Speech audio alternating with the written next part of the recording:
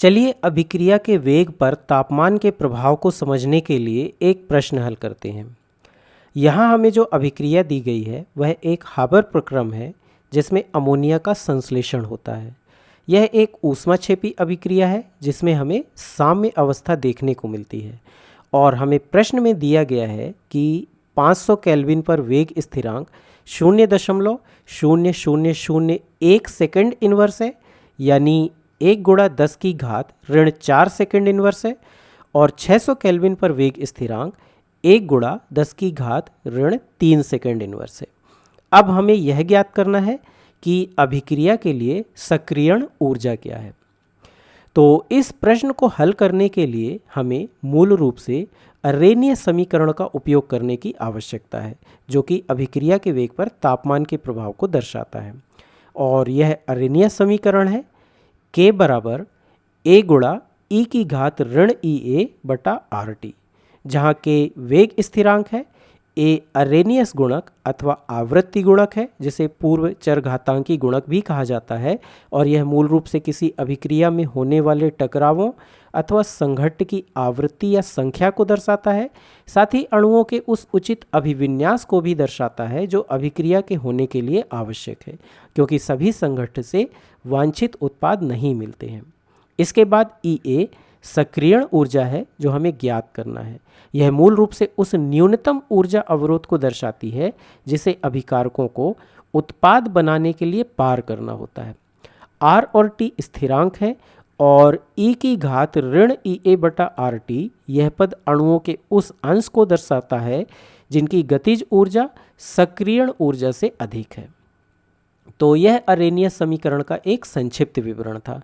अब हम इस समीकरण को इस रूप में भी लिख सकते हैं, अर्थात ln K बराबर ऋण EA बटा RT धन ln A। अब यदि हम 1 बटा T के सापेक्ष ln K को आलेखित करें तो हमें ऋणात्मक ढाल वाली एक सीधी रेखा मिलती है जिसकी ढाल m बराबर ऋण EA बटा R है और जिसका y अंतःखंड ln A है। अब चलिए अभिक्रिया की सक्रियण ऊर्जा ज्ञात करने के लिए प्रश्न में दी गई जानकारी के साथ इस समीकरण का उपयोग करते हैं, और ऐसा करने पर हमें दो अलग अलग समीकरण मिलते हैं। ln K2 is equal to minus EA by RT2 plus ln A और ln K1 is equal to minus EA by RT1 plus ln A। यहाँ T1, T2, K1 और K2 के मान हमें प्रश्न में पहले ही दिए गए हैं, जिन्हें मैंने यहाँ लिख दिया है। अब यदि हम इस पहले समीकरण से दूसरे समीकरण को घटाएं तो ln A से ln A कैंसिल हो जाएगा, क्योंकि A का मान स्थिर रहता है, विशेष रूप से संकीर्ण तापमान परिसर में जहाँ डेल्टा T बहुत अधिक नहीं होता है।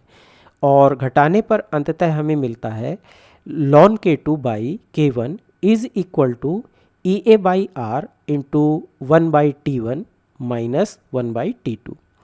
अब इन मानों को इस समीकरण में प्रतिस्थापित करके जब हम इसे हल करते हैं तब हमें अंतिम उत्तर मिलता है, जिसके अनुसार सक्रियण ऊर्जा 57.4 किलोजूल प्रति मोल के लगभग बराबर है।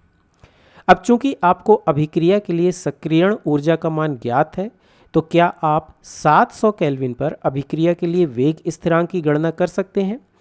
क्यों न वीडियो को यहीं रोककर पहले आप स्वयं इसे हल करने का प्रयास करें।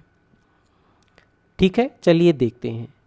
तो वेग स्थिरांक ज्ञात करने के लिए हम पुनः अरेनियस समीकरण का उपयोग करेंगे, अर्थात ln K2 by K1 is equal to EA by R into 1 by T1 minus 1 by T2। यहाँ हमें T1 जो कि 600 केल्विन है, इस तापमान पर K1 का मान दिया है, और T2 यानी 700 केल्विन पर K2 का मान ज्ञात करना है। इसके अलावा हम पिछली गणना में सक्रियण ऊर्जा का मान पहले ही ज्ञात कर चुके हैं, जो कि 57.4 किलोजूल प्रति मोल है।